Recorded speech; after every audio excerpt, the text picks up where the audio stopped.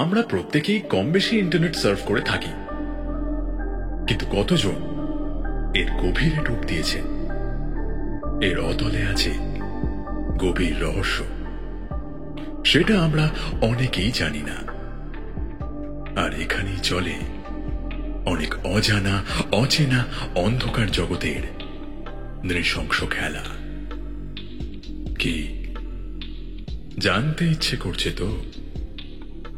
তাহলে শুনতে থাকুন আজকের গল্প, আই অ্যাম মোমো।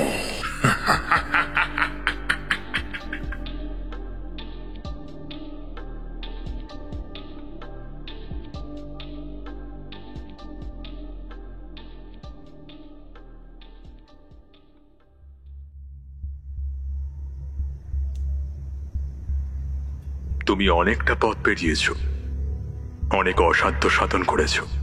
হ্যাঁ, এতে আমার অনেক কষ্ট হয়েছে। আমি নিজের হাত কেটেছি। আমার বান্ধবীর ও ও আমাকে সাইকো বলে ছেড়ে চলে গেছে। বাহ, খুব ভালো। এই তো চাই।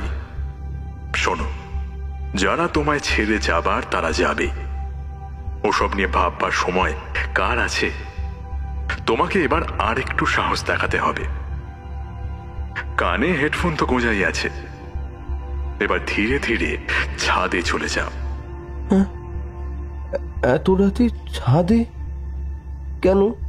কি হবে? এত প্রশ্ন করো না। যারা সাহসী হয় তারা এত কিছু ভাবে না, আর যারা বোকা ভীতু হয় তারাই। না না, আমি আর ভীতু নই। আমি আমি ওই কথাটাকে ঘৃণা করি। আমার বন্ধুরা আমাকে এর জন্য অনেক খেপিয়েছে। হ্যাঁ, আচ্ছা, আমি যাচ্ছি। ছেলেটা ছাদের উপর চলে গেল। বাহ, এই তো উপরে তাকিয়ে দেখো, কি সুন্দর তারারা আকাশে ঝিকমিক করছে। হ্যাঁ, খুব সুন্দর লাগছে। এবার তুমি ছাদের একদম ধারে চলে যাও। যাও যাও। ছেলেটা একটু ইতস্তত করতেই সে তাকে উৎসাহিত করল। অবশেষে সেই ছেলেটা ছাদের একদম ধারে গেল। আমার ছাদ থেকে নিচে দেখলে খুব ভয় করে। ভয় করলে তোমাকে লোকে ভীতু বলবে, তাই ওসব না ভেবে আমি যা বলছি করো। কেউ আর কখনো তোমাকে দেখে হাসবে না, কেউ ভীতুও বলবে না। ছেলেটা প্রথমে একটু ঘাবড়ে গেলেও পরে তার শেষ কথাটা শুনে সোজা হয়ে দাঁড়িয়ে পড়ল। মনের মধ্যে জমা অভিমান বা অপমানে কেউ যেন আবারও আগুন জ্বালিয়ে দিল। সে ছাদের একদম ধারে এলো। বাহ, এবার পাঁচিলের ওপর দাঁড়িয়ে পড়ো। ছেলেটা একটু ঘাবড়ে গেল, তার বুকের ভেতরটা ধুকপুক করছিল।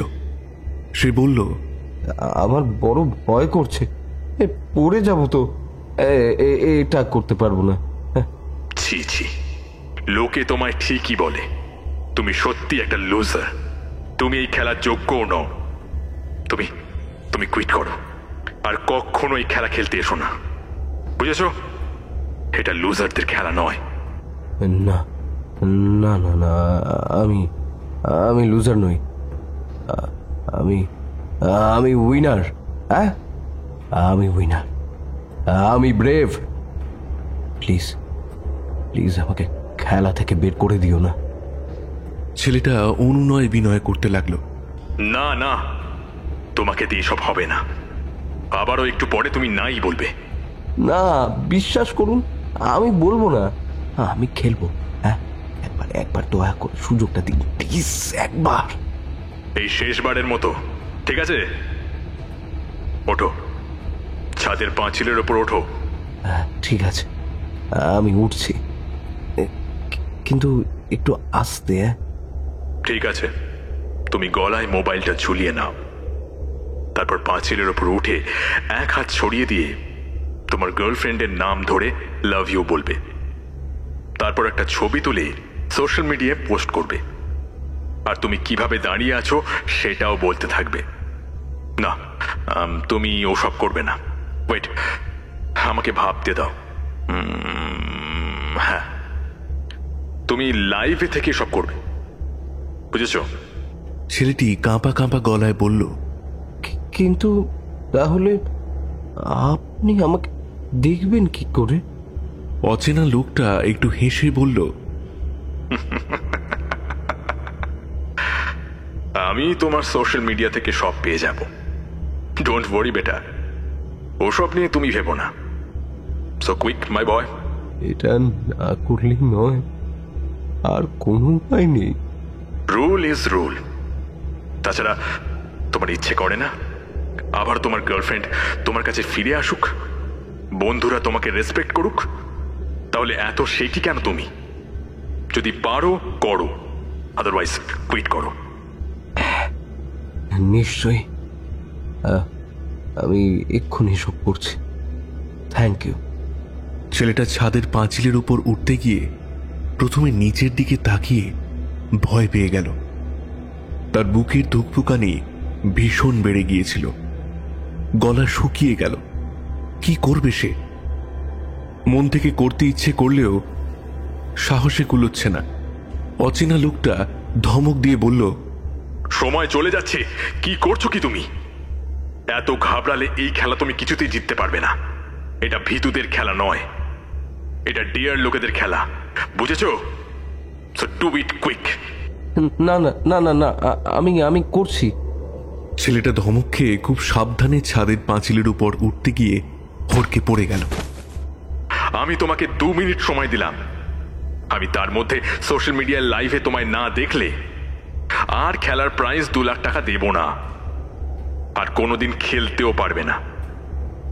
এবার আমি লিভ করলাম। Your countdown starts now. Screen থেকে তার ছবি উধাও হয়ে গেল। ছেলেটি আরো ঘাবড়ে গেল। এবার কি হবে? সে মোবাইলটা গলায় ঝুলিয়ে লাইভ হয়ে সবাইকে বলল, হ্যালো ফ্রেন্ডস, আমি মোমো গেমের ফাইনাল স্টেজে এসে পৌঁছেছি। এখানে আমি আমার গার্লফ্রেন্ড তানিশার জন্য একটা ডেয়ার কিছু করে দেখাবো। তোমরা আছো তো আমার সঙ্গে? যদি থাকো তাড়াতাড়ি কমেন্ট করো, আমার হাতে সময় বেশি নেই। সঙ্গে সঙ্গে অনেক লাইক আসতে শুরু করলো, অনেকে চিয়ার আপ করলো। তার একটু আনন্দ হলো। না, এবার কিছু করে দেখাতেই হবে। সে এবার আস্তে আস্তে ছাদের পাঁচিলে উঠে দাঁড়ালো। সেদিন মেঘলা ছিল, বেশ হাওয়াও চলছিল। বুকের ভেতর হৃদস্পন্দনের আওয়াজ সে বেশ শুনতে পাচ্ছিল। তার সারা শরীর ভয় কাঁপছিল। সে মোবাইলে চোখ বোলালো।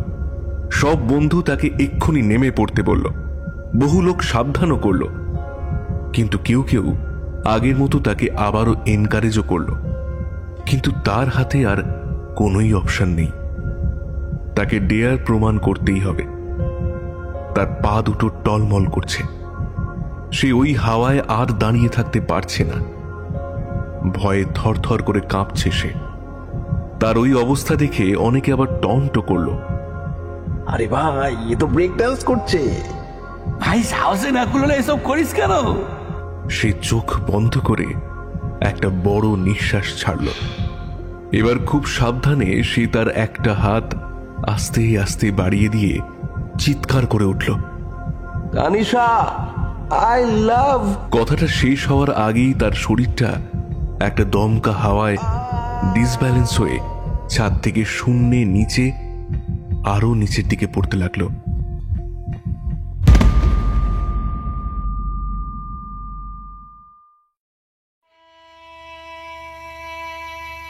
পরের দিন সকালে সমস্ত কাগজের হেডলাইন, মোমো গেম খেলতে গিয়ে এক কিশোরের মর্মান্তিক মৃত্যু।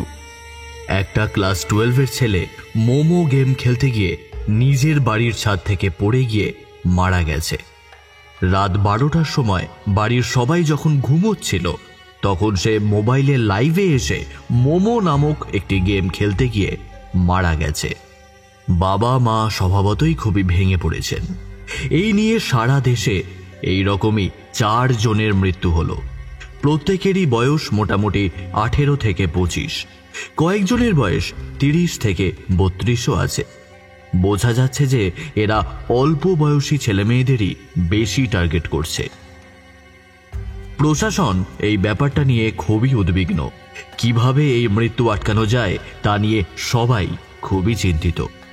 এই গেম খেলতে গিয়ে কিভাবে সবাই এই রকম মৃত্যুর মুখে পড়ছে সেটাই সবচেয়ে বড় প্রশ্ন। পুলিশ তদন্ত করছে।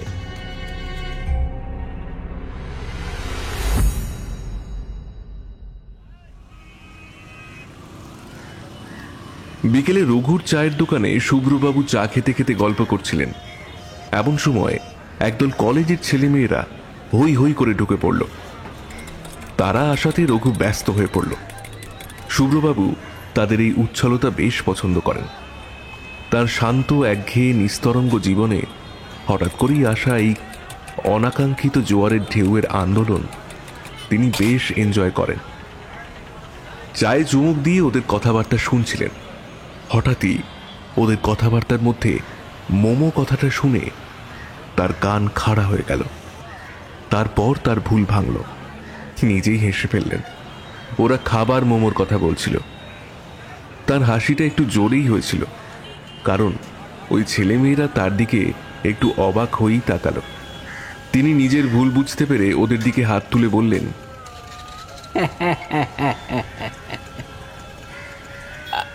I am really very sorry. You all carry on. এই বলে নিজেকে সামলে নিয়ে একটু গম্ভীর হওয়ার চেষ্টা করলেন। ওদের মধ্যে একটা মেয়ে একটু কৌতূহলী হয়েই জিজ্ঞাসা করল, আঙ্কেল, আপনি মোমো খেতে খুব ভালোবাসেন না? শুভ্রবাবু একটু থেমে বললেন, আরে না না না, সেরকম কিছু নয়। খাই না একেবারে তা নয়, তবে সেরকম কিছু নয়। বুড়ো মানুষ, এরকম মাঝে মাঝে আমার হয়। না আঙ্কেল, আপনি পিকলুদের সেই শুভ্র আঙ্কেল না? আপনার কথা আমাদের কলেজের অনেকেই জানে। You are writer, right? শুভ্রবাবু একটু হেসে বললেন, ওই আর কি, হাবি জাবি লিখি, রিটায়ার্ড লাইফে যা হয় আর কি। হঠাৎই পিছন থেকে কয়েকটা হাত তাকে জড়িয়ে ধরল।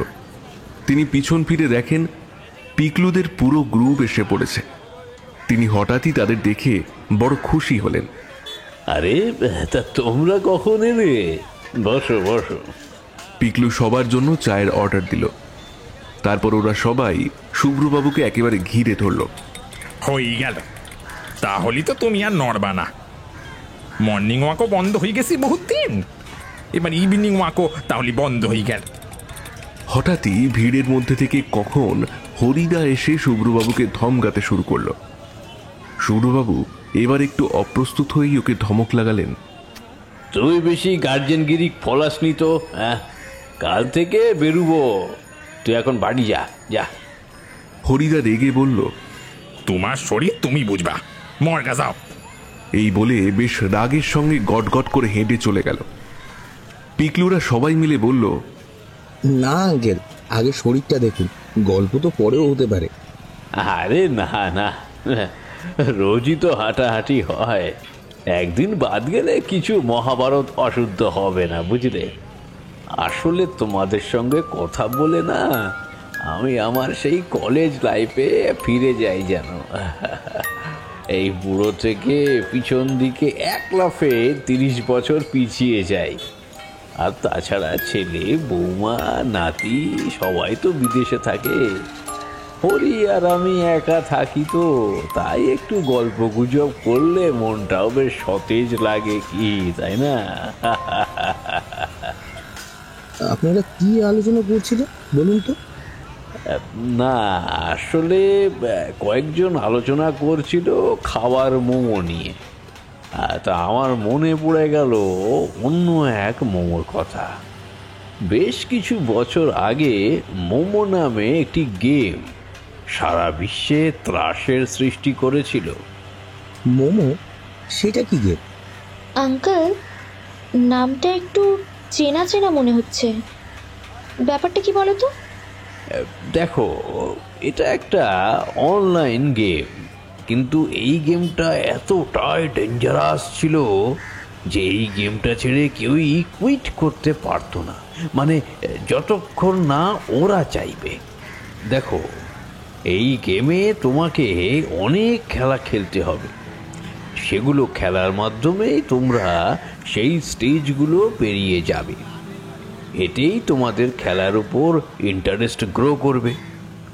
ধীরে ধীরে তোমরা খেলাটাকেই জীবনের একমাত্র লক্ষ্য বানিয়ে ফেলবে।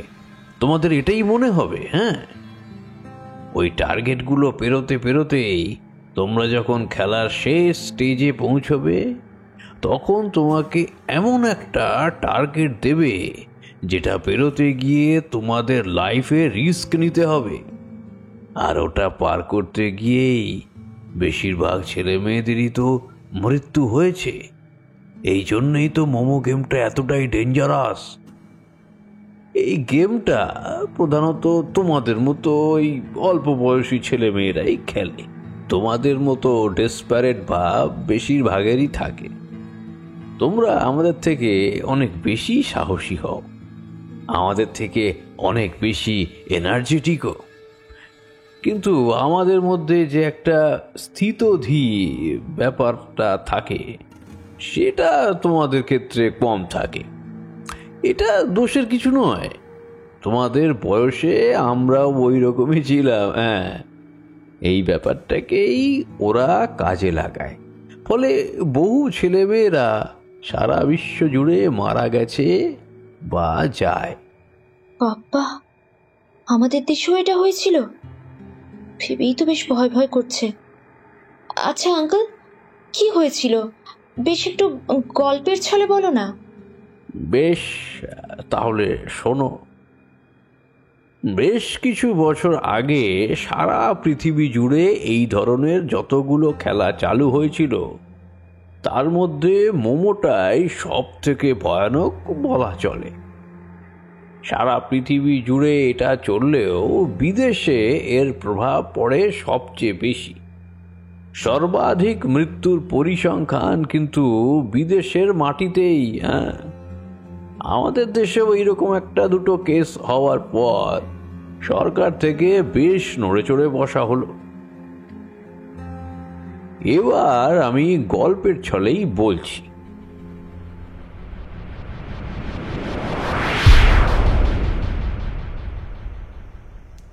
ভোর রাতে ফোনটা দুইবার বেজে থেমে গেল। অবশেষে বহু কষ্টে ফোনটা ধরে রণবীর সিং ঘুম চোখে বললেন, হ্যালো। বলতেই ওপার থেকে একটা উদ্বিগ্ন কণ্ঠস্বর ভেসে এলো। স্যার, আজ মাঝরাতে একটা বাজে ঘটনা ঘটে গিয়েছে। কি হলো আবার? Anything serious? Very serious sir. কাল মাঝরাতে একটা 18 বছরের ছেলে নিজের বাড়ির ছাদ থেকে সুইসাইড করেছে। কলকাতার বুকে এটা কোনো নতুন ঘটনা নয়। সারা ভারতে এই সুইসাইডের ছড়াছড়ি। এটার জন্য আমাকে ফোন করার কি দরকার ছিল? এ তো তোমরাও সলভ করতে পারতে। Sorry sir, but this case is not just a simple suicide case sir. এটার মোটিভটা মারাত্মক। হোয়াট? তাই নাকি? তার চোখে ঘুম উধাও হয়ে গেল। কিভাবে করলো? বাড়ির লোক কোথায় ছিল? স্যার, আমি আপনার মোবাইলে লোকেশন সেন্ড করেছি। ওকে ওকে, আমি এক্ষুনি স্পটে পৌঁছচ্ছি। রণবীর তাকে ধন্যবাদ জানিয়ে তড়িঘড়ি তৈরি হয়ে গাড়ি নিয়ে কিছুক্ষণের মধ্যেই ওই লোকেশন দেখে স্পটে পৌঁছে গেলেন। ততক্ষণে ওখানে প্রচুর পুলিশ এসে জায়গাটাকে একেবারে ঘিরে ফেলেছে। আশেপাশের প্রচুর লোকজন ভিড় করে রয়েছে, মিডিয়াও পৌঁছে গেছে। তবে পুলিশ কাউকেই কাছে আসতে দেয়নি। রণবীরের গাড়ি আসতেই মিডিয়া প্রথমে বুঝতে পারেনি, ভেবেছিল সাধারণ কোন অফিসার হবে। কিন্তু গাড়ি থেকে নামতে তাদের কয়েকজন তাকে চিনতে পেরে এগিয়ে আসার আগেই তিনি ঘেরাটোপের মধ্যে ঢুকে পড়েন। তিনি পৌঁছানোর পরে সিপি সাহেবের ফোন আসে। Ranbir, thank you for coming. ব্যাপারটা খুবই সিরিয়াস বলে তোমাকে প্রোটোকল ভেঙেই আমি ফোন করতে বলেছিলাম। সব দিকে আমাকে একবার ইনফর্ম করো তো। Definitely sir. ফোনটা রাখার পরে ওসি এসে বললেন, আমার মনে হচ্ছে পুরো ঘটনাটা প্রেম ঘটিত, কারণ সোশ্যাল মিডিয়া লাইভে এসে নিজের গার্লফ্রেন্ডের নাম নিয়ে সুইসাইড। আপনি ভিডিওটা দেখলেই সব বুঝতে পারবেন। রণবীর ভিডিওটা ভালো করে দেখলেন, তারও তাই মনে হলো। তিনি ওসিকে জিজ্ঞাসা করলেন, মা বাবা ওই মেয়েটিকে ইন্টারোগেট করেছেন? কিছু জানতে পারলেন? ওসি ও অফিসারেরা মুখ চাওড়াচাওড়ি করল। একজন অফিসার এসে দাঁড়ালো। স্যার, আমার নাম সুবোধ সেন। আমি আপনাকে ফোন করেছিলাম স্যার। ভিকটিমের মা বাবার সঙ্গে কথা হয়েছে। ওনারা অঘরে ঘুমোচ্ছিলেন, কিছুই বুঝতে পারেনি। হঠাৎই একটা চিৎকার ও ধরাম করে আওয়াজ শুনে ওনারা চমকে যান। তারপর বাইরে এসে দেখেন তাদের সর্বনাশ হয়ে গিয়েছে। তারা দুজনেই দৌড়ে বাইরে বেরিয়ে এসে ছেলেকে জড়িয়ে ধরে কান্নায় ভেঙে পড়েন। তবে মেয়েটাকে এখনো ট্রেস করা যায়নি। আরে ছেলেটার ফেসবুকে ফ্রেন্ড লিস্টে দেখুন, নিশ্চয়ই তানিশা নামে কাউকে পাওয়া যাবে। মা বাবার সঙ্গে আমার কথা বলতে হবে, দ্যাটস ইম্পর্টেন্ট। আর ফরেন্সিক টিম কখন ঢুকছে? স্যার, ওরা অন দ্য ওয়ে। ছেলেটার মোবাইলটার অবস্থা সবচেয়ে খারাপ, ভেঙে টুকরো টুকরো হয়ে গিয়েছে একেবারে। আহা, ওতে কোনো অসুবিধা হবে না, ওসব রিট্রিভ করা যাবে। ওর সঙ্গের জিনিসপত্রগুলো এক জায়গায় করে রাখুন, আর মোবাইলটা আমাকে দিন। অফিসার একটা ভাঙা মোবাইল ওকে দিলেন। রণবীর হাতে গ্লাভস পরে কড়াভাবে অফিসারের দিকে তাকাতেই তিনি জিভ কেটে হাতের গ্লাভসটা পরে নিলেন। একটা প্লাস্টিকের মধ্যে থাকা মোবাইলটা ভালো করে দেখে তিনি একজনকে ফোন করে বললেন, মনসুর, তোমার কাছে একটা ভাঙা মোবাইল পাঠালাম, ওটার ডেটাগুলো তাড়াতাড়ি রিট্রিভ করো। ছেলেটা সদ্য সুইসাইড করেছে। সুইসাইড করার আগে ফেসবুক লাইভ ছিল। তানিশা নামে ওর একটা গার্লফ্রেন্ড ছিল, তার ডিটেলসটা ওর হোয়াটসঅ্যাপ ফেসবুক থেকে বার করো। বুঝতেই পারছো, আমার পুরো ডিটেলসটাই চাই, আর ব্যাপারটা সিক্রেট রেখো। So quick. ফোনটা রাখতেই ফরেন্সিক টিম ঢুকে সব কিছু খতিয়ে দেখলেন। পুলিশ ও ফরেন্সিকের সঙ্গে রণবীর সিংও কিছু ছবি তুললেন। আমি ভিকটিমের মা বাবার সঙ্গে একটু কথা বলতে চাই। সবাই ওনাকে ভেতরে নিয়ে গেল। মায়ের অবস্থা দেখে তার খুবই খারাপ লাগলো। বাবাকে বললেন, আমি এই অবস্থায় কথা বলার জন্য খুবই দুঃখিত। রুটিন কিছু জিজ্ঞাসাবাদ না করলেই নয়। বাবা চোখের জল মুছে মাথা নাড়লেন। দেখুন, আপনার ছেলের তানিশা নামের একটা মেয়ের নাম বলার পরই সুইসাইড করেছে। ওকে আপনি চেনেন? বাবা মাথা নেড়ে না বললেন। মা কাঁদতে কাঁদতে বললেন, ওই তো রাক্ষসী আমার ছেলের মাথাটা খেলো। শেষে তুম করে ওকে ছেড়েও দিল। আমার ছেলে ওকে খুব ভালোবাসতো, প্রায় ডিপ্রেশনে চলে গেছিল। অনেক বুঝিয়ে ওর মাথা থেকে ওই মেয়েটার ভূত নামিয়েছিল। মেয়েটা কোথায় থাকে? একসঙ্গে পড়াশোনা করতো? তবে জুনিয়র ছিল। বেহালা ঠাকুর পুকুরে থাকে। বাবা বড় বিজনেসম্যান। আর কোনো ক্লোজ ফ্রেন্ড? তার নাম্বার আছে?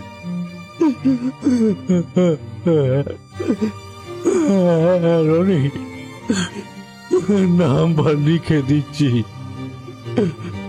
রণবীর নাম্বার নিয়ে বাইরে বেরিয়ে এসে সেই অফিসারকে দিয়ে বললেন, আপনি এর সঙ্গে যোগাযোগ করুন।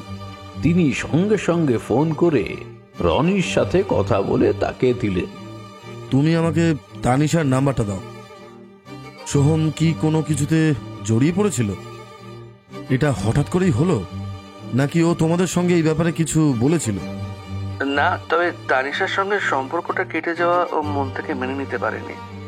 অনেক চেষ্টা করেছিল, কিন্তু তানিশা ওকে পাত্তা দেয়নি। ওর উপর তানিশার ফিলিংস বেশি ছিলই না। ওকে ওকে, তবে এখন যতদিন না কিছু হয় কলকাতার বাইরে আমাদের না বলে যেও না। আর তানিশার নাম্বারটা আমাকে সেন্ড করো। স্যার, ওর নাম্বার আমার কাছে কি করে থাকবে? বিশ্বাস করুন, আমার কাছে ওর নাম্বার নেই। তোমরা কোন কলেজে পড়ো জানো? Saint Xavier's. ওকে বলে ফোনটা কেটে দিল। তিনি অফিসারের কাছ থেকে ছেলেটার একটা ছবি নিয়ে নিলেন। সেখানে একটু থেকে ওসি ও অন্য অফিসারদের কিছু ইনস্ট্রাকশন দিয়ে তিনি নিজের অফিসে ফিরে গেলেন। অফিসে ঢুকে বসা মাত্র তার এক জুনিয়র হন্তদন্ত হয়ে এসে জানালো, স্যার, এই শহরের মতো হুবহু আরো দুটো ঘটনা ঘটেছে। রণবীর চমকে উঠে বললেন, সে কি? কোথায়? স্যার, একটা সিমলায় আর একটা মুম্বাইয়ে। তুমি জানলে কিভাবে? জুনিয়র একটু হেসে বলল, স্যার, একটু আগে একটা হিন্দি নিউজ চ্যানেল এই প্রসঙ্গে টেলিকাস্ট করছে। ব্যাপারটা শুনেই আমার কাল রাতের ঘটনার মতো মনে হলো।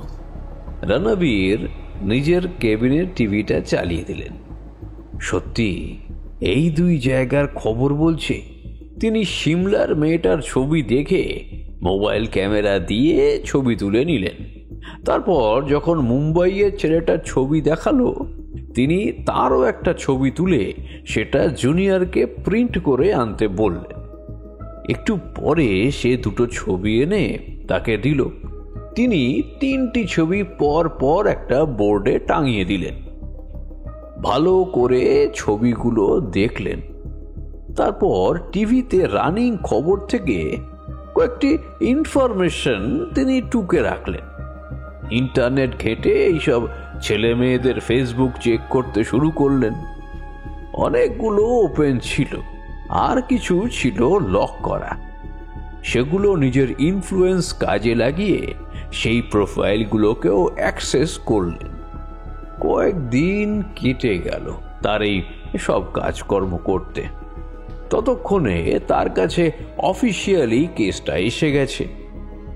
একদিন সকালে হঠাৎই সিপির ফোন এলো। গুড মর্নিং রণবীর, কেসটা তো এখন তোমার আন্ডারে, তা কতদূর এগোলো তদন্ত? গুড মর্নিং স্যার, আমি সিমলা ও মুম্বাই দুটো কেসের ডিটেলস স্টাডি করেছি। ব্যাপারটা কিন্তু অতটা সহজ নয়। অন্য মার্ডার কেসের সাথে এটা হেল অ্যান্ড হেভেন ডিফারেন্স আছে।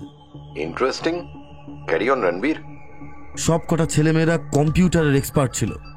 বিদেশে ওরা 18 বছর বয়সের পর থেকেই অ্যাডাল্ট হয়ে আলাদা বসবাস করে। ফলে অনেক সময় বিভিন্ন কারণে ডিপ্রেশন হলে ওরা শেয়ার করার কেউ পায় না। কিন্তু আমাদের দেশে সবাই মোটামুটি ফ্যামিলিতে থাকে বলে সেই প্রবলেমটা কম হয়। এসবের সঙ্গে এর যোগাযোগটা কি? হ্যাঁ, ওটা তো বিদেশি ব্যাপার, বাট এই কেসটার সঙ্গে এর কি সম্পর্ক? আর তারপরে ছেলেটা তো অনলি চাইল্ড, আবার তাও ইন্ডিয়ান। ওর তো মানে এসবের কোনো সমস্যা নেই। রণবীর সিং একটু হেসে বললেন, স্যার, সমস্যা কোথায় যে থাকে সেটা বোঝা বড় কঠিন ব্যাপার। ওর বন্ধুদের সাথে কথা বলে দেখো তো, দরকার পড়লে তুলে আনো, আমি বাকিটা বুঝে নেব। Already done sir.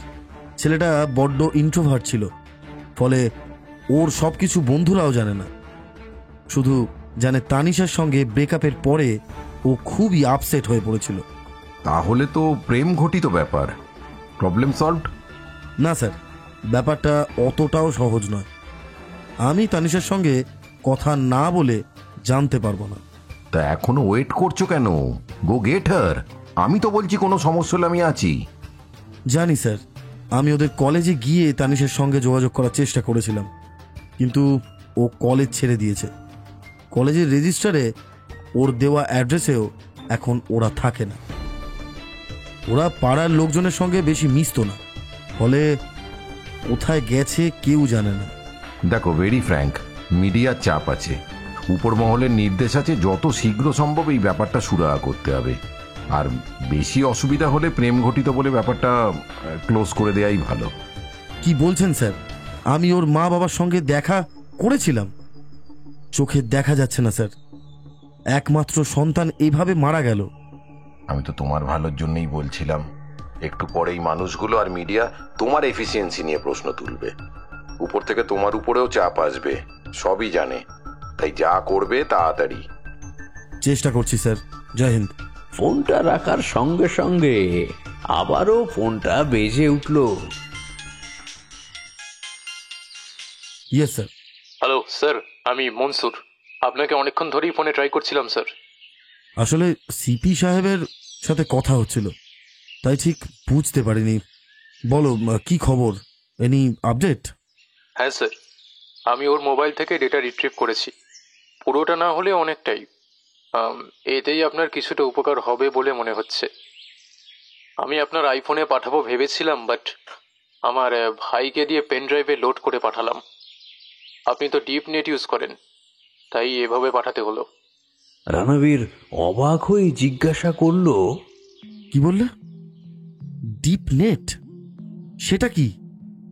Actually sir, আমরা যেটা ইউজ করি সেটা হলো সারফেস নেট। মানে ধরুন, আপনি গোটা ইন্টারনেটকে একটা রাউন্ড বলের মতো ধরলে এর একেবারে ওপরের লেয়ারকে বলে সারফেস নেট, যেটা আমরা সবাই ইউজ করি। এটা ধরুন পুরো ইন্টারনেটের মাত্র 4 কি 5%। এর নিচের পুরোটাই হলো ডিপ নেট। এগুলোর মধ্যে বিভিন্ন ব্যাংকিং সংস্থা, মিলিটারি অফিসিয়ালস, বড় বড় বিজনেসম্যানদের ও তাদের অতি গোপন তথ্য ও ডেটা প্রিজার্ভ করে রাখা থাকে, যা খুব কাছের মানুষদের শেয়ার করে। এটা অন্য কেউ অ্যাক্সেস করতে পারবে না। কেন? আমরা হোয়াটসঅ্যাপ ও মেসেঞ্জারে তো অনেক গোপন তথ্য পাঠিয়ে থাকি। মনসুর একটু হেসে বলল, আই নো স্যার, আর পাঠাবেন না কাইন্ডলি। কিছুদিন আগে আমাদের দেশের সরকার একবার বলেছিল, মনে আছে, প্রত্যেকের সোশ্যাল মিডিয়া চেক করা হচ্ছে। সেটা কি করে হয়? সেটা শুনেছিলাম। কিভাবে? খুব সহজ। আপনি যেই লগ ইন করছেন, আপনার একটা আইপি অ্যাড্রেস তৈরি হয়ে আছে, সেটা আমরা জেনে যাই। কিন্তু আপনি যখন ইন্টারনেটে ডিপ নেট বা ডার্ক নেট অন করে কিছু পাঠাবেন বা ওর থেকে কিছু পাঠাবেন, তখন তার আইপি অ্যাড্রেস ট্রেস ওরা করতে পারবে না। এর ব্যাখ্যা অত্যন্ত জটিল, আমি সেটা অ্যাভয়েড করছি স্যার। ঠিক আছে, আমার অতটা জেনেও কোনো লাভ নেই, কিন্তু এই জিনিসটা তো বন্ধ করতে হবে। সেটা কি করে সম্ভব? আজকে ভোরবেলা আরেকটা এরকম ঘটনা ঘটেছে। এইসবে একটাই প্রবলেম, ওরা এই সমস্ত ডিপ্রেসড পার্সনদের ধরেছে, আর একটু চ্যাট করলেই ওরা ওদের মনে দুর্বলতার সুযোগ নিয়ে ডিটেলস নিয়ে নিচ্ছে। আর বলতে হবে না, এসব করেই ওদের অ্যাকাউন্ট হ্যাক করছে, তাই তো? কিন্তু এরা সবাই তো এত বোকা নয়। এই খেলাটা বিপজ্জনক, কিন্তু যারা এটা খেলছে শুধু তারাই এটা জানে যে এক্স্যাক্টলি কি হচ্ছে। আমরা তো শুধুমাত্র অ্যাজিউম করতে পারি, ব্যাস। ছেলেটার ক্ষেত্রে কি দেখলেন? আর তানিশার নাম্বারটা পেলে? স্যার, আপনাকে হোয়াটসঅ্যাপ করে দিয়েছি। আমি ওকে ট্র্যাক করেছি। খুব কম সময়ও অনলাইন হচ্ছে, বেশিরভাগ সময়টাই বন্ধ রাখছে।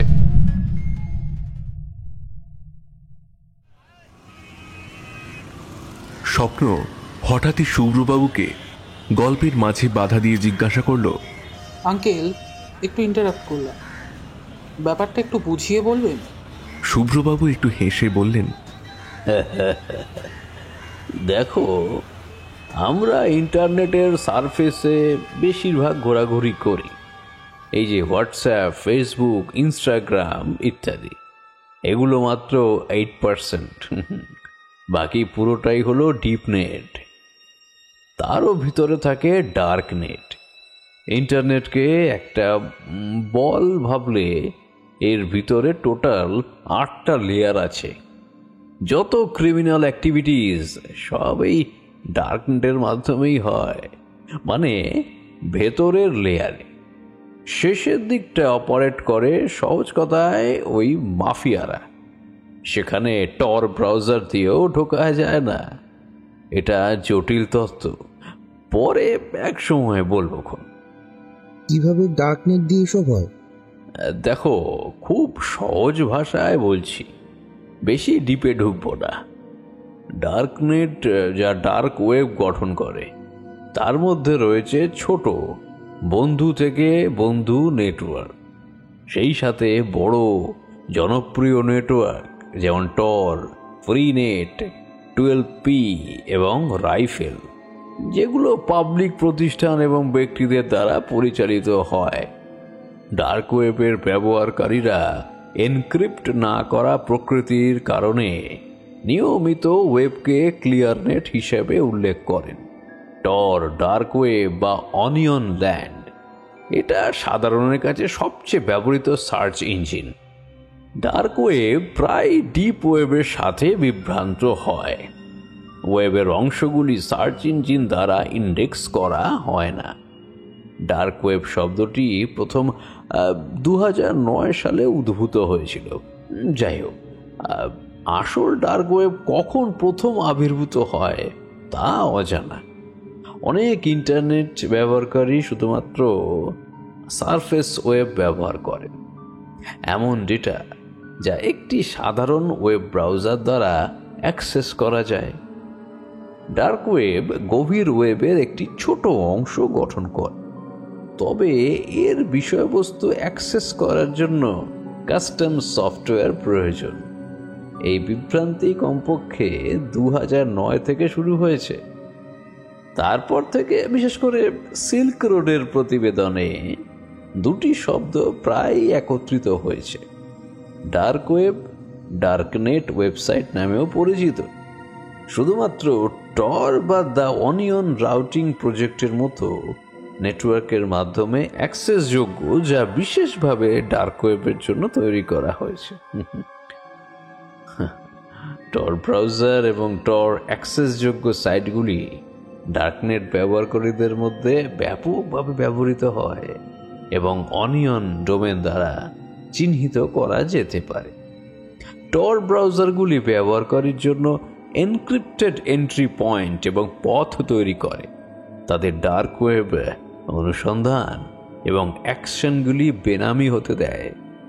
আমরা যেগুলো সার্চ করি সেগুলো ইন বা কম দিয়ে শেষ হয়। হ্যাঁ, ঠিক বলেছ। ডার্কনেট ব্যবহারকারীদের পরিচয় এবং অবস্থান বেনামে থাকে এবং স্তরযুক্ত এনক্রিপশন সিস্টেমের কারণে ট্র্যাকও করা যায় না। ডার্কনেট এনক্রিপশন প্রযুক্তি বিপুল সংখ্যক মধ্যবর্তী সার্ভারের মাধ্যমে ব্যবহারকারীদের ডেটা রুট করে, যা ব্যবহারকারীদের পরিচয় রক্ষা করে এবং পরিচয় গোপন রাখার নিশ্চয়তাও দেয়। মানে অনেকগুলো সার্ভার হয়ে যায়। প্রেরিত তথ্য শুধুমাত্র স্কিমের পরবর্তী নোড দ্বারা ডিক্রিপ্ট করা যেতে পারে, যা প্রস্থান নোডের দিকে নিয়ে যায়। জটিল সিস্টেম নোড পাথ পুনরুৎপাদন এবং স্তর দ্বারা তথ্য স্তর ডিক্রিপ্ট করা প্রায় অসম্ভব করে তোলে।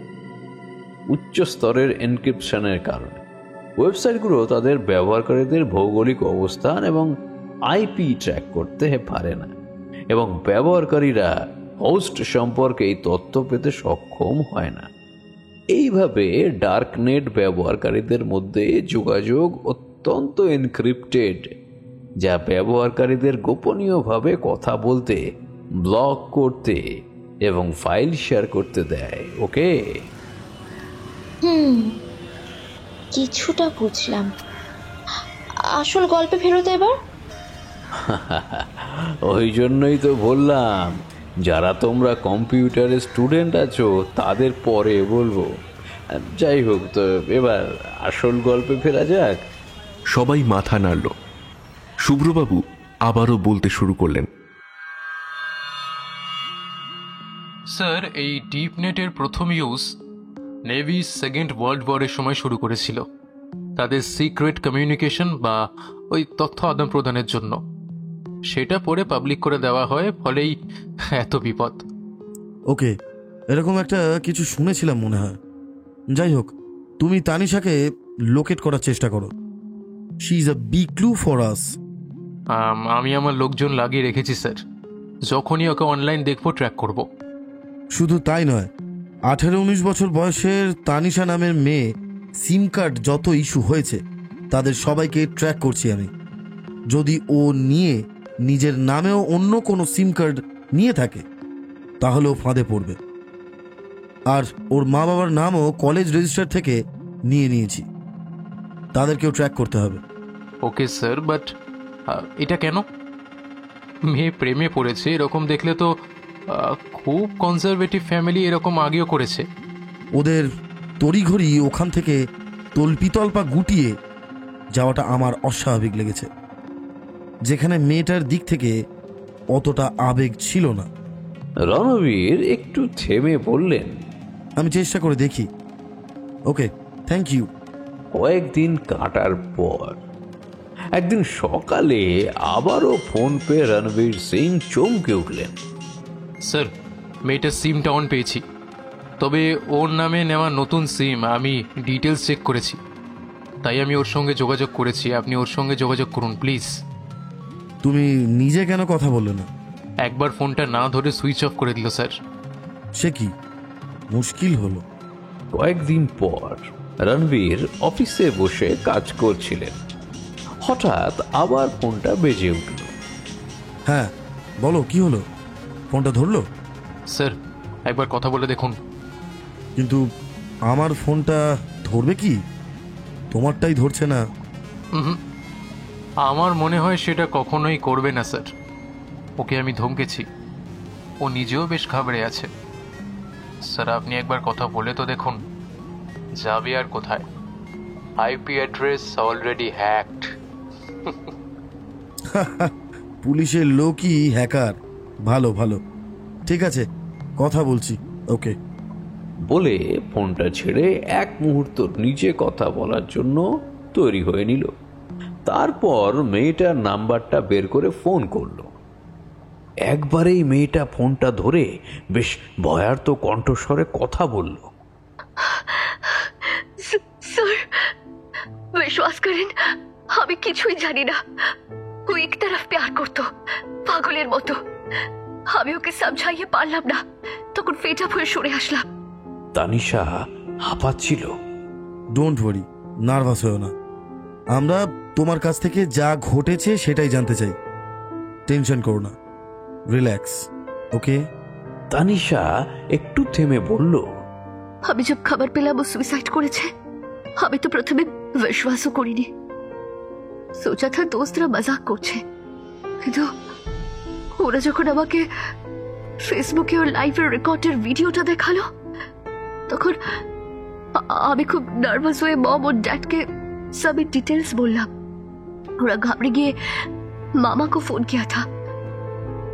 सब मिलके जो डिसाइड किया वो तो आप जानते ही हैं। তুমি এখন কোথায় আছো? তানিশা একটু ইতস্তত করতেই রণবীর বলল, you have already been trapped by us, so speak up. Tanisha একটু জ্ঞান জ্ঞান করতে রণবীর পুলিশিত ধমক দিলেন। তানিশা ফোনটা ধরে কাঁপা কাঁপা গলায় বলল, স্যার, স্যার আমার ফোনটা কেউ মনে হচ্ছে হ্যাক করে নিয়েছে। আমি ফোনটা খুললেই বলছে।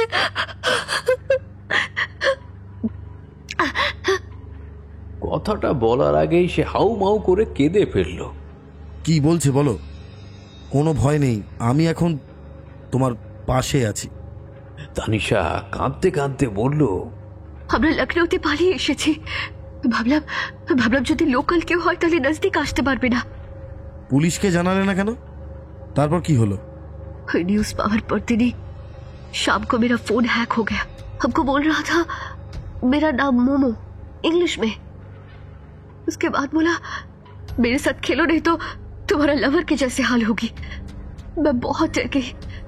पुलिस को बोलना मना था, नहीं तो मेरा मॉम को मारने की बोला था। मैं और डर गई। তুমি কি খেলা শুরু করেছো? हमारा और कोई चारा नहीं था। वो हम लोगों को ये सब करने बोला।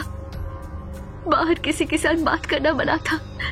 अभी भी शायद वो सुन रहा होगा। हमारा हर एक नंबर हैक्ड है। कोनो कम्युनिकेशन करते पारছি না। बात करते करते वो आ रही है स्क्रीन पे। কিরকম দেখতে? মাস্ক পরে কেউ যেন বসে আছে। हाँ, एकदम सही। डर के मारे पापा का प्रेशर बढ़ गया। बाहर फोन करने के लिए कल ये सिम लिया। সারা দিনই কি খেলতে হয়? नहीं, दिन में एक बार। अंकल। बोलो बेटी, बेफिक्र होकर बोलो, खुल कर बोलो, और कोई नहीं है, না হলে আমি ধরবো কি করে? তানিশা কান্না থামিয়ে বলল, प्रथमे इंटेलेक्चुअल क्वेश्चन कर रहा था, कल अचानक हमको एक বন্ধ ঘরে জানে কো বলা, তারপর আমাকে পুরো দেখে ধরে बोला हमें हमें अपर पोर्शन ओपन करने के बाद उसके बाद वो लोअर पोर्शन भी खोलते फोर्स किया था। हमें हमें बहुत विनती किया पर सुना नहीं। मैं मजबूर था, माँ को और हमको उठा के ले जाएगा बोला। बास्टर्ड! हमें नेकेड হওয়ার পরে अचानक देखा स्क्रीने ছোট ছোট করে बहुत आदमी का तस्वीर। সবাই আমাকে যেন গিলে খাচ্ছে। আমি ওই লোকজনের সামনে যেন প্রস্টিটিউটের মতো দাঁড়িয়ে রয়েছে। मेरा सारा बदन शर्म से चूर चूर हो जा रही थी। রণবীরও লজ্জিতভাবে চোখ বন্ধ করলেন, কিন্তু উপায় নেই, তাকে পুরো ঘটনাটা জানতেই হবে, না হলে তিনি ধরবেন কি করে? ওরা এক একজন এক এক ধরনের খোয়াইশ করছিল। কেউ আমাকে নাচতে বলল, কেউ আমার मैं बोला मैं नहीं कर सकती। तरह तरह के गंदा गंदा परफॉर्मेंट काम करते बोला। हमारा जिस्म उधर কাছে একটা পণ্য, परचेस्ड मटेरियल, जिसको देखकर जो इच्छा था करानो जाए। তোমাকে ধমকি দিয়েছে তো তুমি পুলিশের কাছে গেলে না কেন? আমাদের কাছে বা সিবিআই এর অফিসেও যেতে পারতে তো। ওরা যখন খুব গন্ধা কাজ করতে বলল, আমি রুখে দাঁড়িয়েছিলাম। তখন ওরা সবাই হাসতে লাগলো। তারপর একটা উইন্ডোতে দেখলাম একটা মেয়েকে মুখে বেঁধে নেকেট করে চুলের মুঠি ধরে টানতে টানতে নিয়ে এলো। আমি তাড়াতাড়ি ল্যাপটপটা বন্ধ করে দিতে যাচ্ছিলাম। তুমি কি দেখলে? देखो ना सोच कर भी लास्ट में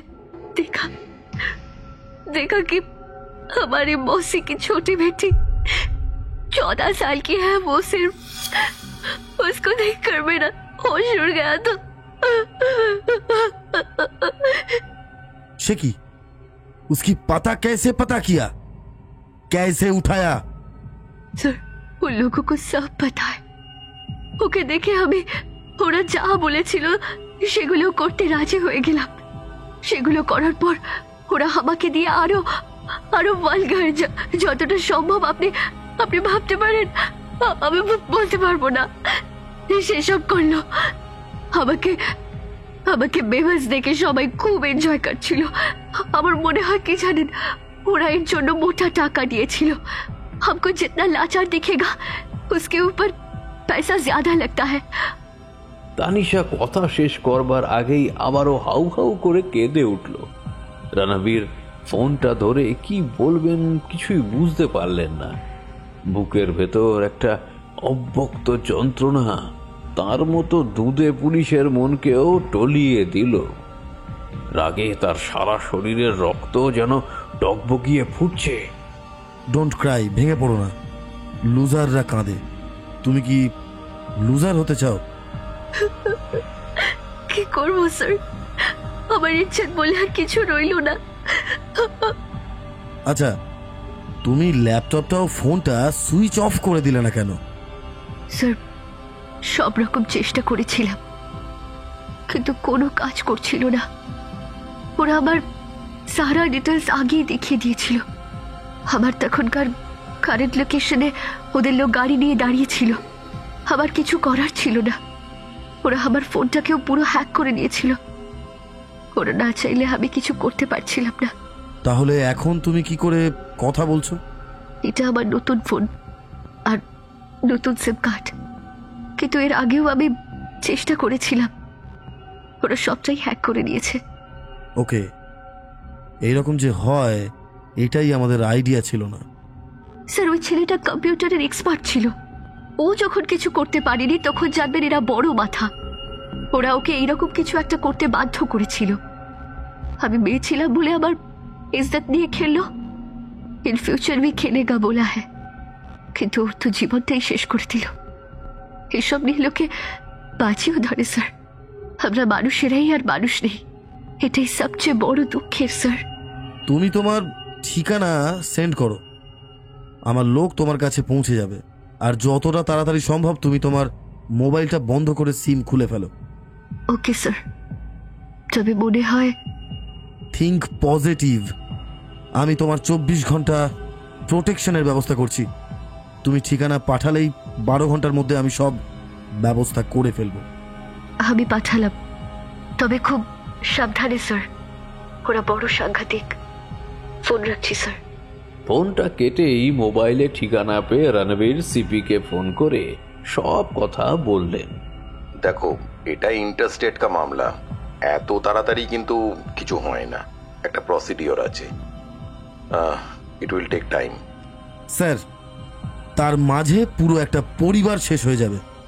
তুমি যত তাড়াহুড়ো করছো ওটা ইম্পসিবল, তাও আমি চেষ্টা করছি। Gate them fast. স্যার, তার জন্য আমাদেরও হ্যাক করতে হতে পারে। ওসব নিয়ে ভেবো না, এগুলো আমি বুঝে নেব। তবে যতটা সম্ভব প্রোটোকল মেনটেন করবে। Okay sir, Jai Hind. ফোনটা রেখে কিছুক্ষণ উত্তেজিত হয়ে পায়চারি করলো রণবীর সিং। তারপর মনসুরকে ফোন করে সব বিষয়টা পরিষ্কার করে বলল। আমাদেরই কিছু একটা করতে হবে মনসুর, আমি ওদের কথা দিয়ে ফেলেছি। First Mansur, first. তোমার বাড়ির ওই দিকে এনাদের প্রোটোকলের চক্করে থাকলে আর কেউ বাঁচবে না। আমি দেখছি স্যার, তবে আই মিন স্যার, একটা কথা বলতে বেশ খারাপ লাগছে। কি? বলে ফেলো। Anything for their lives. অনেকটাই টাকা লাগবে স্যার, আসলে। আমি দেব, যত লাগে দেব। তুমি ওসব টাকার ব্যাপারে চিন্তা করো না। আমি আর মৃত্যু দেখতে পাচ্ছি না। আর ওদের ধরার ব্যবস্থা করো। কে কিভাবে ওর সাথে যোগাযোগ করছে তাদের লোকেশন ট্র্যাক করো। দরকার হলে সব জায়গায় হ্যাক করো। কিছুটা স্যারকে বলা আছে, বাকিটা আমি বুঝে নেব। শয়তানের সাথে পাল্লা দিতে গেলে আরো শয়তানি হতে হয়। ওরা নিয়ম ভেঙে বাচ্চা বাচ্চা ছেলে মেয়েদের জীবন ইজ্জত নিয়ে খেলতে যদি পারে, তবে আমরাও দেখিয়ে দেব আমরা কি কি করতে পারি। আমি এখনই বেশ কিছু টাকা তোমার অ্যাকাউন্টে ট্রান্সফার করছি। Fast Mansur, fast. Okay sir, I will try my best. ফোনটা রেখে রণবীর মনসুরের অ্যাকাউন্টে বেশ কিছু টাকা পাঠিয়ে দিলেন। তার চোখের সামনে তানিশার ওই ভয়ার্ত চোখের চাহনি ভেসে উঠল। মানুষ এত নির্মম হতে পারে? নিজের আনন্দের জন্য এরকম নির্মম গণহত্যা, লোকের ইজ্জত নিয়ে ছিনিমিনি খেলা চলছে। ছি, মানুষের যুগান্তকারী আবিষ্কার ইন্টারনেটের ভেতরের এ কোন অন্ধকার জগতের নৃশংস খেলা? সে পুলিশ হয়েও প্রায় কিছুই জানে না। সে কিভাবে এগোবে কিছুই বুঝতে পারছে না। এত অ্যাডভান্স টেকনোলজি তার চিন্তারও বাইরে। তার এতদিনের সুনাম কি তাহলে এবারে মাটিতে মিশে যাবে? তার চেয়েও বড় কথা, প্রায় প্রতিদিনই এই মৃত্যু মিছিল। এ তো চলতে দেওয়া যায় না। সে মনসুরকে তানিশার বর্তমান নাম্বারটাও পাঠালো। একটা ভয়েস কলে সব বলে দিল। দুটো ব্লু রঙের টিকে বুঝতে পারলো সে দেখেছে। আরে মনসুর আবার কি টাইপ করছে? মনসুর টাইপ করে পাঠালো।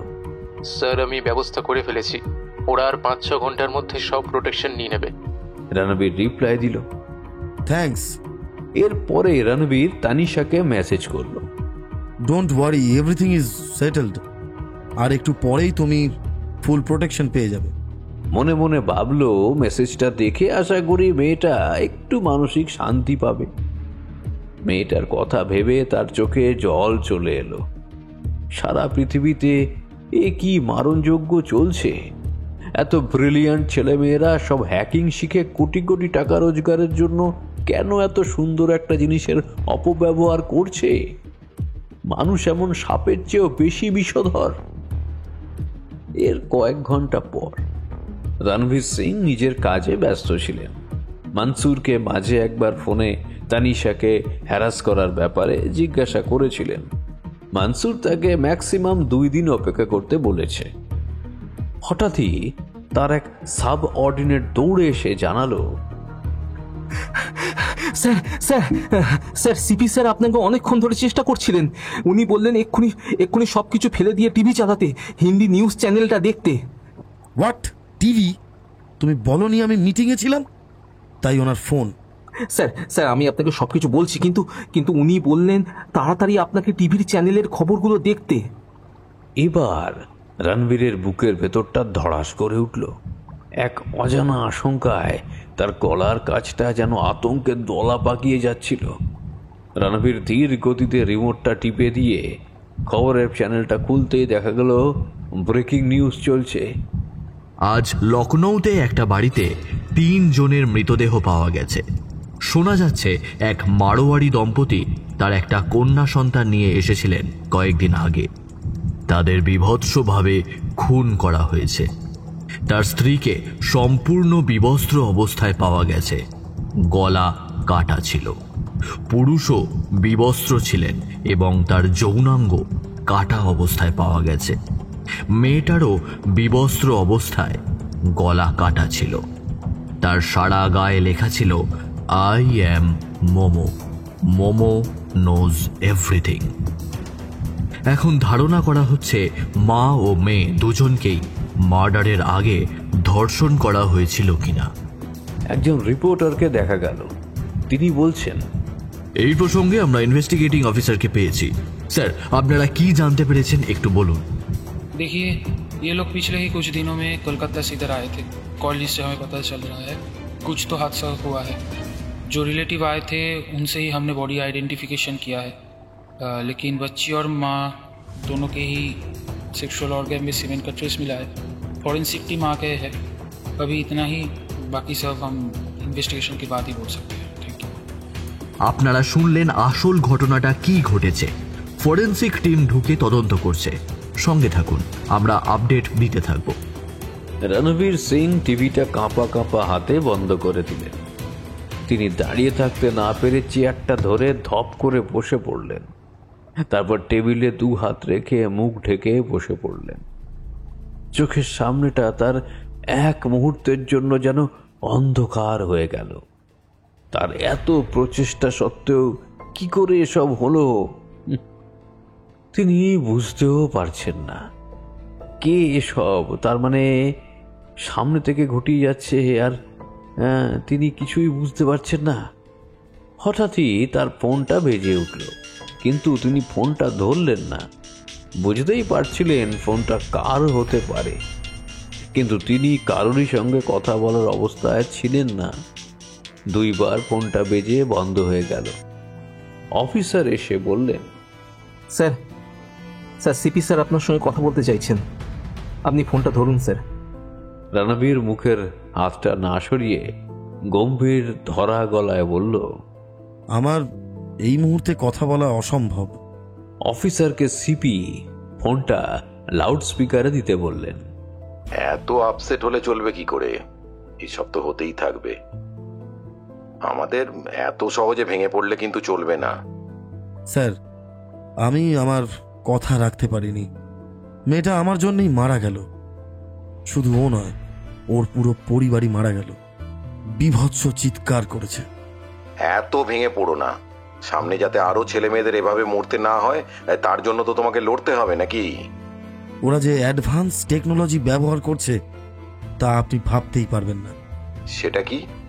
আমি এই কদিন পড়াশোনা করে যা জেনেছি স্যার, তা হলো ইন্টারনেটের টোটাল 8টা লেয়ার আছে। তার মধ্যে 4th লেয়ার হলো চার্টার ওয়েব। এটাতেই বেশি হিউম্যান ট্রাফিকিং, ড্রাগস, অবৈধ content, band movies and books, black marketing, rarest weapon ইত্যাদি কেনাবেচা হয়। আর এখানে বিটকয়েন ব্যবহৃত হয়। বিটকয়েনের ব্যাপার এখন একটু ইন্টারনেট ঘাঁটলেই জেনে যাবেন স্যার। আর কিছুদিন পরে এই বিটকয়েন ওপেন ফর অল পুরোপুরি হয়ে যাবে। ফলে কোনো ট্রানজাকশন ট্রেসই করতে পারবে না। এই লেয়ারেই এইসব গেমের মাধ্যমে মানুষের উপর টর্চার করা বা তার সঙ্গে অতি ভালো লাগার বিহেভ করে পয়সা কামায়। যার সঙ্গে এসব করে তার ফোন বা কম্পিউটার পুরো হ্যাক করে ফেলে, তাকে বা তার পরিবারের লোককে টার্গেট করে। এবার এইসব খেলার নামে ব্ল্যাকমেলিং করে। শেষে এদের সবারই একই পরিণতি, নির্মম মৃত্যু। কিছু করা যাবে না? একটা যে কোনো উপায় বার করো। আমি কথা দিচ্ছি এটা আটকানোর জন্য আমি যে কোনো লেভেলে যাব। স্যার, আটকানো গেলে কি আর তানিশা ফ্যামিলি শুদ্ধ এভাবে অকালে মারা যেত?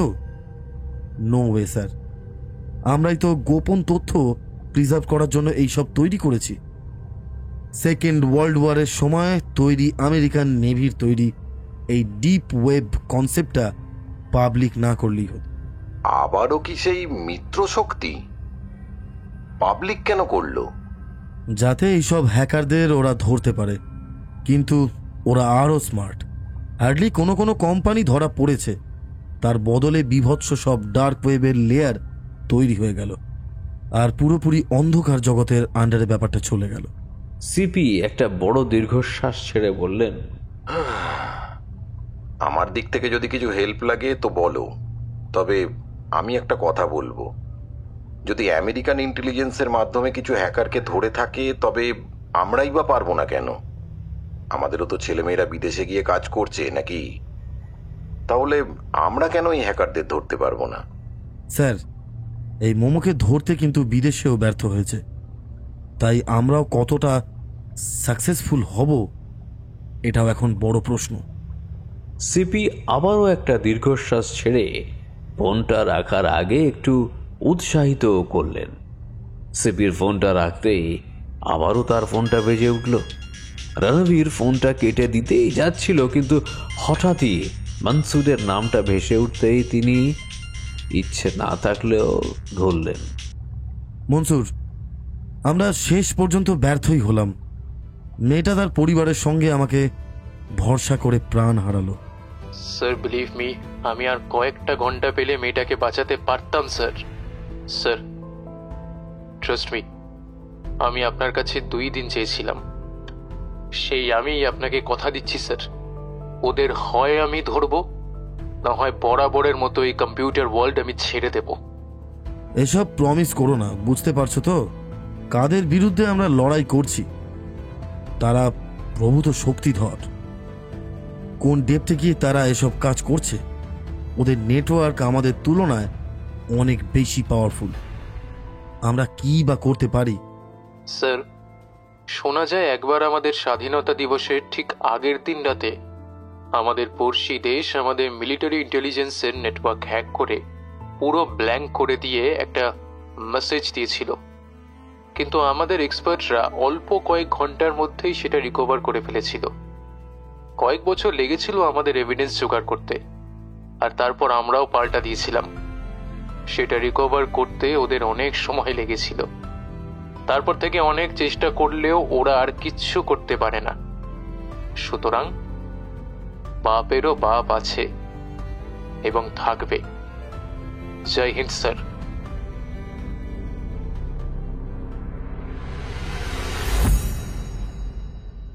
রণবীর লখনৌ পুলিশের সিপিকে ফোন করে সব জানালেন। তিনি তাকে কলকাতায় পোস্টমর্টমের পর বডি পাঠাবেন কথা দিলেন। তানিশার বাড়ির লোকেদের যাতে কোনো ঝামেলা না হয় সেটারও ব্যবস্থা করবেন কথা দিলেন। রণবীর ফোনটা রেখে আবারও মাথা নিচু করে বসে রইল। মেয়েটার কথাগুলো যেন তার কানে এখনো বাজছে। ওরা বড় সাংঘাতিক স্যার, ফোন রাখছি। উফ, এ কি সাংঘাতিক ক্রিমিনালদের বিরুদ্ধে লড়াই করতে হচ্ছে এবার। তার মোবাইলটা হঠাৎই বেজে উঠল। বড় বিরক্ত লাগছে আজকে এই মোবাইলের কথা বলতে। তার চেয়েও বড় কথা হলো বড় অস্বস্তি হচ্ছে, কারণ প্রতি মুহূর্তে নিজেকে যেন কাঠগড়ায় দাঁড়াতে হচ্ছে। লোকে যতই সহানুভূতি দেখাচ্ছে ততই যেন নিজেকে বড় বেশি অপদার্থ বলে মনে হচ্ছে। যাই হোক, ফোনটা ধরে দেখলো একটা আননোন নাম্বার। কে আবার ফোন করলো? মিডিয়ার লোকটোক নাকি? এই রে, রণবীরের গলা একটু গম্ভীর হলো। তিনি বললেন, হ্যালো, কে বলছেন? ওপাশে আরো বেশ গম্ভীর গলায় একজন বলল, হ্যালো, আমি হোম মিনিস্ট্রি থেকে বলছি। আপনাদের সিপির সাথে আমাদের কথা হয়েছে, সবই শুনেছি। আপনার মুভমেন্ট সত্যি প্রশংসার দাবি রাখে। একটা কেসের উপর আপনার এতটা ডেডিকেশন আমাদের মুগ্ধ করেছে। আপনি যদি কোনো রকম হেল্প চান, আমরা করতে রাজি আছি। স্যার, অনেক ধন্যবাদ। আমি এই সমস্যাকে একেবারেই রুট থেকে নির্মূল করতে চাই।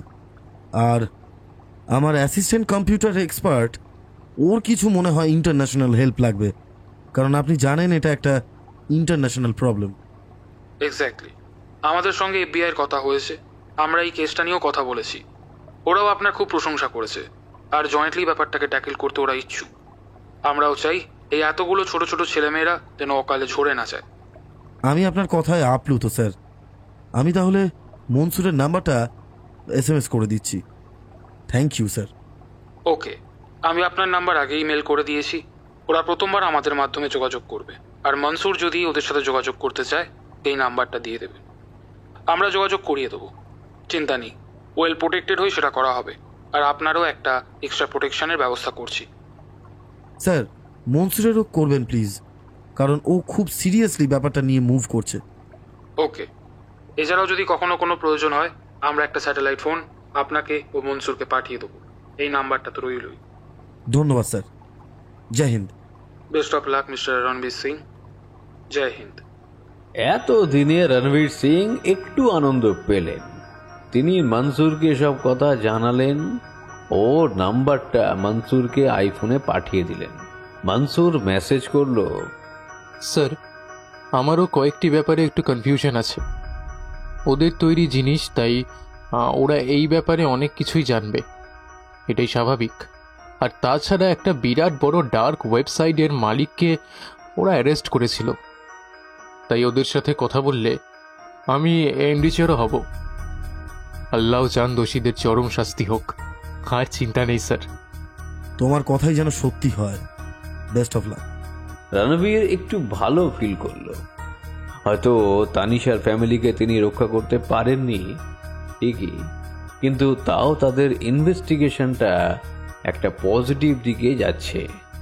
রণবীর পুরো ঘটনাটা চোখ বন্ধ করে ভাবছিলেন। সেই প্রথম থেকে সব ঘটনাটা তার ল্যাপটপ খুলে লিখে ফেললেন। চেয়ার থেকে উঠে তানিশার ছবিটা ভিকটিমের লিস্টে আটকে রাখার সময় তিনি একটা বড় দীর্ঘশ্বাস ফেললেন। তারপর চেয়ারে বসে একটু শরীরটাকে এলিয়ে দিলেন। স্যার, একটা খারাপ খবর আছে। হঠাৎই অফিসারের গলা শুনে চমকে উঠল সে। একটু ড্রাউজিনেস এলেও সেটা কেটে গেল। রণবীর সিং মাথা তুলে তাকালেন। অফিসার মাথা নিচু করে দাঁড়িয়েছিল। তার এই শান্ত গম্ভীর মুখ দেখে রণবীর বেশ ঘাবড়ে গেলেন। রণবীরের বুকের ভেতর কে যেন ডুগডুগি বাজাচ্ছে। রণবীর কথা বলতে গেলেন, কিন্তু তার গলা রুদ্ধ হয়ে গেল। তিনি তাকে হাতের ইশারায় বলতে বললেন, স্যার, স্যার, আমাদের সিপি সাহেবের মেয়ে একটু আগে। রণবীর উত্তেজিত হয়ে বললেন, কি কি হয়েছে স্যারের মেয়ের? বলো। স্যার, স্যার, সিপি স্যারের মেয়ে ছাদ থেকে ঝাঁপ মেরেছে। হোয়াট? কি বলছো কি তুমি? কিভাবে হলো এসব? ওনার মেয়ের হাতেও মোবাইল ছিল, আর সেও ফেসবুক লাইভে থেকে ছাদ থেকে ঝাঁপ মেরেছে, একদম তানিশার লাভার কেসের মতো স্যার। এই দেখুন। রণবীর অফিসারের কাছ থেকে মোবাইলটা নিয়ে পুরো লাইভ দেখে চমকে উঠলেন। স্যার, স্যার, আপনি কাইন্ডলি একবার চলুন। রণবীর তাড়াতাড়ি গাড়ি নিয়ে স্পটে পৌঁছে গেলেন। তখন ওনার বাংলোর বাইরে মিডিয়া ও মানুষের বিরাট ভিড়। তিনি আসতেই পুলিশের সবাই জায়গাটা ফাঁকা করে দিল। গাড়ি থেকে নামতেই মিডিয়ার সবাই তাকে ঘিরে ধরল। কি ব্যাপার স্যার, পুলিশের সিপির বাড়িতেই যদি এইসব হয়, সাধারণ মানুষের নিরাপত্তা আর কোথায় রইল? এতগুলো মৃত্যুর পরেও পুলিশ আসল অপরাধীদের কেন ধরতে পারেনি? এখন তো পুলিশের নিজের বাড়িতেই হলো। এবার আশা করি আপনারা নড়ে চড়ে বসবেন। রণবীর সিং এর ইচ্ছা করছিল দুই ডান্ডা মিডিয়ার লোকেদের মার, কিন্তু অন্য অফিসাররা তাকে ধরে নিয়ে চলে গেল। বাড়ির ভেতরে ঢুকে তিনি বডি দেখে সেটা পোস্টমর্টমের জন্য পাঠিয়ে দিতে বললেন। সিপি সাহেব তার স্ত্রীকে সান্ত্বনা দিচ্ছিলেন। তাকে দেখে তিনি নিজেকে সামলে নিয়ে বললেন, ডু অ্যাজ ইউ উইশ, যত দূর যেতে হয় তুমি যাও, আমি এর শেষ দেখতে চাই। স্যার, এর মাঝে আপনি কোনো ফোন পেয়েছিলেন, কোনো ধমকি বা কিছু? তারপর একটু থেমে বললেন, সরি স্যার, এই অবস্থায় কিন্তু এগুলো জানা মানে আপনি তো জানেন। It's okay. আমি একটা ফোন কয়েকদিন আগেই পেয়েছিলাম, যখন আমি ওই হোম মিনিস্ট্রির কাছে সব কিছু কথা বলে ফাইনালাইজ করলাম। কি যেন একটা ছিল, ওই সাবধান, শুধরে যান, নইলে নইলে চোখের মনি হারাতে হবে। তিনি নিজের চোখের জল মুছে নিয়ে বললেন, এরকম আগেও অনেকবার পেয়েছি, ভেবেছিলাম আমাকে অন্ধ করে দেবে বলছে, কিন্তু কিন্তু কিন্তু ভাবতে পারিনি এইভাবে।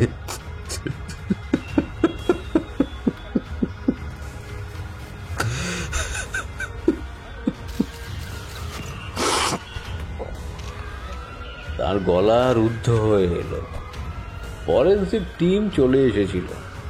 রণবীর তার রুটিন ইনভেস্টিগেশন করছিলেন।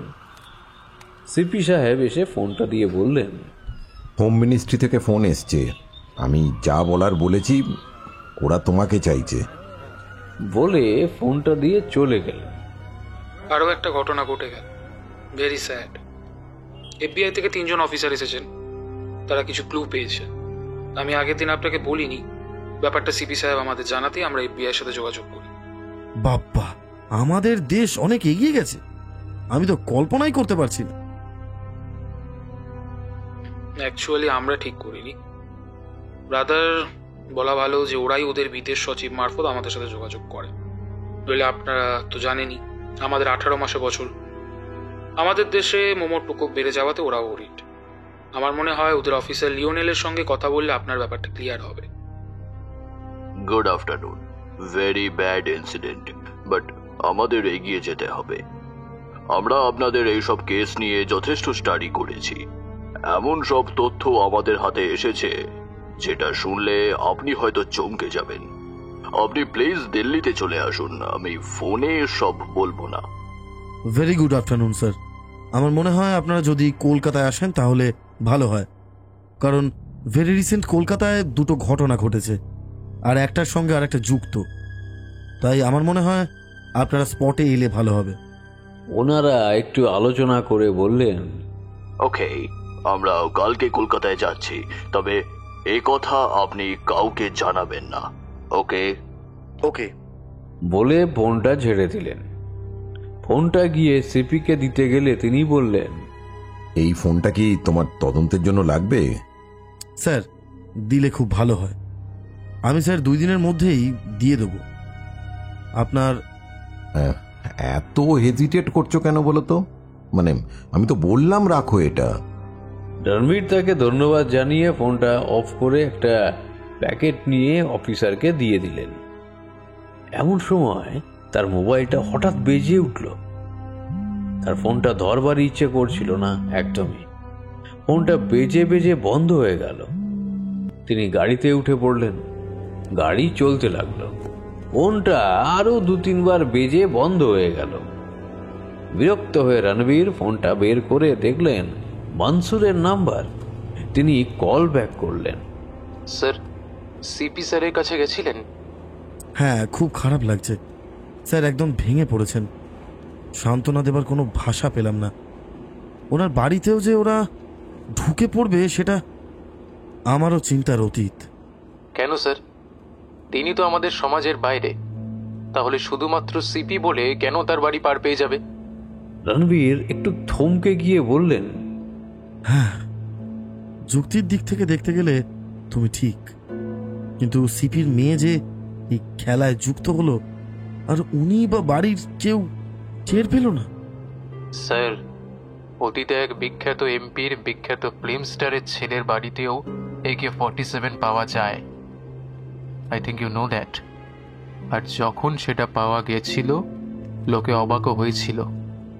ওকে সিলেক্ট করা ওর বাড়িতে রাখা হয়েছিল, কারণ ওকে কেউ সন্দেহ করবে না। অকাট্য যুক্তি। আসলে স্যার এতটা বিজি থাকেন যে বাড়িতে সময় তো বেশি দিতে পারেন না। আর 14 বছরের একটা বাচ্চা মেয়েকে ট্র্যাপ করা কোনো বড় ব্যাপারই নয়। সিপি স্যারের মেয়ে যাকে ভালোবাসতো সে একটা রিয়ালিটি শোয়ের চ্যাম্পিয়ন। ওর স্কুলেই পড়ে।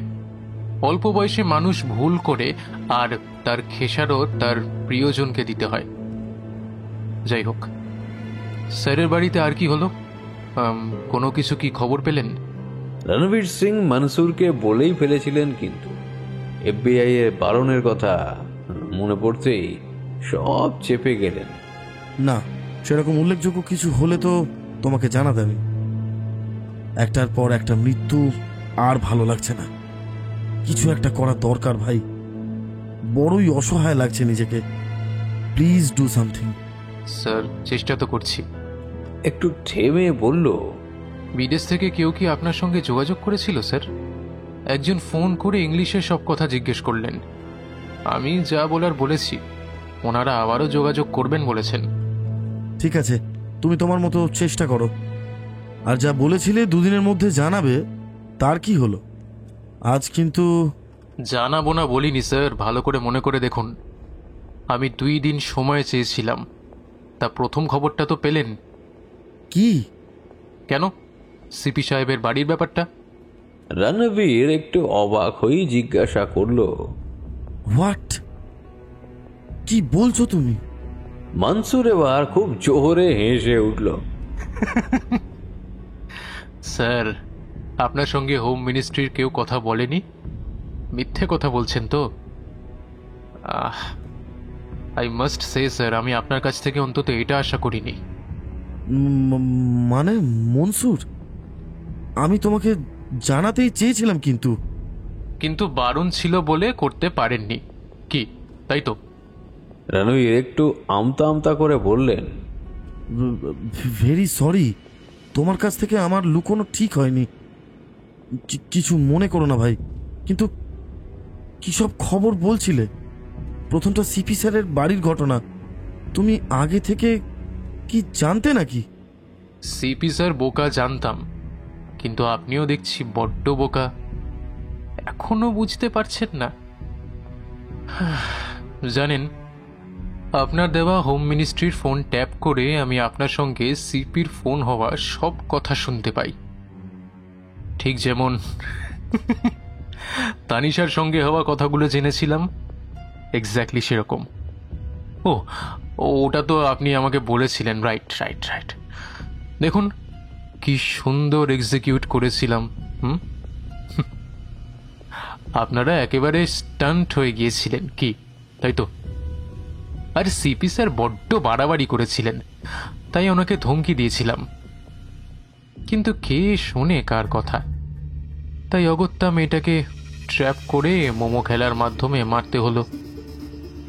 কিন্তু তাতেও কি, লোকটা কথাই শুনলো না, বড় অবাধ্য। এই অবস্থায় FBI এর সঙ্গে যোগাযোগ করেছে, তাই এবার ওনাকে সরিয়ে ফেলতে হবে, আর কোনো রাস্তা নেই। রণবীর সিং এর মাথা যেন ঘুরতে লাগলো। সে নিজের কানকে বিশ্বাস করতে পারছে না। You bastard! তোমাকে আমি নিজের থেকেও বেশি বিশ্বাস করেছি, আর তুমি ছি ছি ছি ছি ছি, এটা করতে পারলে? এতগুলো বাচ্চা ছেলে মেয়েদের জীবন নিয়ে খেলতে পারলে? তোমার সিপি স্যারের উপর রিভেঞ্জ নিতে গিয়ে ওর মেয়েকে টার্গেট করতে একটু মানবিকতায় বাঁধলো না? ইউ ডোন্ট নো স্যার, কত লোক এখানে ইনভেস্ট করেছিল। হ্যাঁ, আমি পুরো লাল হয়ে গেছি স্যার, পুরো লাল। দেশদ্রোহী শয়তান! তারপর রণবীর চমকে উঠল। আচ্ছা, তুমি আমাকে এখন কেন এসব বলছো বলো তো? এটা তো হওয়ার কথা নয়। মনসুর খুব হাসতে লাগলো। স্যার, আমি কিন্তু আপনাকে এককালে গুরু মানতাম, কিন্তু এখন আপনি সত্যি পাশ দিয়ে অফিসার হঠাৎ চিৎকার করে উঠলেন, এই ড্রাইভার, দেখে দেখে। রণবীর দেখলো চোখের সামনে একটা ট্রাক সাক্ষাৎ যমরাজের মতো দ্রুত বেগে এসে পড়েছে। বাঁচার কোনো আশা নেই। এবার বুঝেছেন স্যার, গুড বাই। রণবীর কিছু বোঝার আগেই একটা ব্রেক কষার আওয়াজের সাথে প্রচন্ড ঝাঁকুনি খেয়ে চোখের সামনেটা অন্ধকার হয়ে গেল।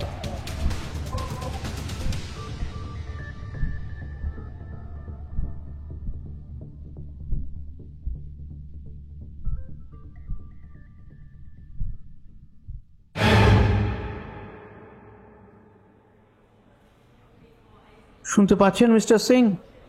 শুনতে পাচ্ছেন? হঠাৎই একটা গলা শুনে রণবীর সিং বহু কষ্টে চোখ খুলে তাকালেন। মাথায় বেশ কষ্ট হচ্ছিল। প্রথমে ঝাপসা লাগলেও ধীরে ধীরে তার দৃষ্টি পরিষ্কার হলো। রণবীর তাকিয়ে দেখলো তার সামনে একজন ডাক্তার হাসি মুখে দাঁড়িয়ে রয়েছেন। কেমন লাগছে mister Singh? Are you feeling well? মাথায় একটু পেন হচ্ছে আর একটু ড্রাউজি লাগছে। ঘুমের ওষুধের জন্য ওরকম হচ্ছে। মাথার পেনটা আজকে রাতের দিকে আশা করি ঠিক হয়ে যাবে। খুব বরাত জোরে বেঁচে গেছেন মশাই। এই দেখুন, আপনার সিপি সাহেব নিজে এসেছেন আপনাকে দেখতে। রণবীর পাশে তাকিয়ে দেখলো সিপি স্যার দাঁড়িয়ে রয়েছেন। Ranbir, you are a fighter. তুমি ঠিক হয়ে যাবে। ওদিককার কি খবর স্যার? খুব ভালো খবর। FBI এন্ড টু এন্ড, মানে যেখান থেকে কল যাচ্ছে আর যেখানে কল এন্ড হচ্ছে সেই সার্ভারের IP অ্যাড্রেস ওরা আগেই ট্র্যাক করে নিয়েছিল। তোমাকে যখন ওরা ফোন করেছিল তখন ওরা জানতো যে মনসুর এই কলটা হ্যাক করে শুনবে, তাই ওরা বলেছিল আগামীকাল আসছে। কিন্তু ততক্ষণে ওরা আমার মেয়ের কিডন্যাপের খবর পেয়েই চলে এসেছিল। মনসুর কায়দা করে তোমার পরিচয় দিয়ে ওই হোম মিনিস্ট্রির সঙ্গে কথা না বললে ওরা ওর IP অ্যাড্রেসটা কিন্তু পেত না। ওদের আগেই সন্দেহ হয়েছিল, এবার IP অ্যাড্রেসটা চেক করেই কনফার্ম হয়ে গেল। তার মানে স্যার, ডার্ক ওয়েবে যা কল হয় ওটা অনেকগুলো সার্ভার হয়ে কল গেলেও প্রথম ও শেষ IP অ্যাড্রেস ট্র্যাক করা যায়। এটা ওদেরই আবিষ্কার, তাই ওরা সহজেই সেটা করেছে। সন্দেহ ওরা আগেই করেছিল। তার মানে স্যার, ওরা সারা পৃথিবীতে মোমোর আতঙ্ক নির্মূল করার জন্য আমাদের মতোই কাজ করছিল। মনসুর নিজের সেট আপ থেকে ফোন না করলে সত্যি ধরতে পারত না। কথায় বলে, অতি চালাকের গলায় দড়ি। নিজেকে বেশি কাছের লোক প্রমাণ করতে গিয়ে। আচ্ছা, ও ধরা পড়েছে তো? সিপি একটু চুপ করে থেকে বললেন, না গো, অল্পের জন্য পালিয়ে গেছে। সেটাই বড় আফসোস রণবীর। পালিয়েও যাবে কোথায়? দেশের প্রতিটি কোণে কোণে আমি ওকে খুঁজে বেড়াবো। না গো, ও যে কোথায় আমরা সত্যিই জানি না। বিদেশেও পালিয়ে যেতে পারে। রণবীর মাথায় হাত দিয়ে চোখ বন্ধ করলো। ও যেখানেই থাকুক, আমার হাত থেকে ওর নিস্তার নেই। আমার মেয়ের দিব্যি, আমি ওকে পাতাল থেকেও খুঁজে বের করব। ডাক্তারবাবুর ফোনটা বেজে উঠতেই উনি একটু সাইডে গিয়ে কথা বলছিলেন। কি বলছো তুমি? এ কি করে হলো? আরে, এ আমার কি সর্বনাশ হলো! হঠাৎই ডাক্তারবাবু চিৎকারে ওরা সবাই চমকে উঠে তাকালেন আমার দিকে। ডাক্তারবাবুর হাত থেকে ফোনটা মাটিতে পড়ে গেল। তিনি কাঁদতে কাঁদতে কোনো মতে একটা চেয়ারে এসে পড়লেন। সিপি সাহেব, রণবীর ও নার্স জিজ্ঞাসা করাতে তিনি কাঁদতে কাঁদতে বললেন,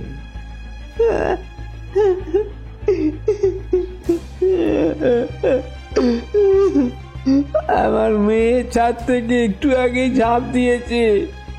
আমার সর্বনাশ হয়ে গেল সিপি সাহেব। আমি জানি না এখন কি করব। আমার মাথা কাজ করছে না। সিপি সাহেব ও রণবীর দুজনেই চমকে উঠে একে অপরের মুখের দিকে তাকিয়ে বললেন, তাহলে কি এখানেও মনসুর? মোমো কেস।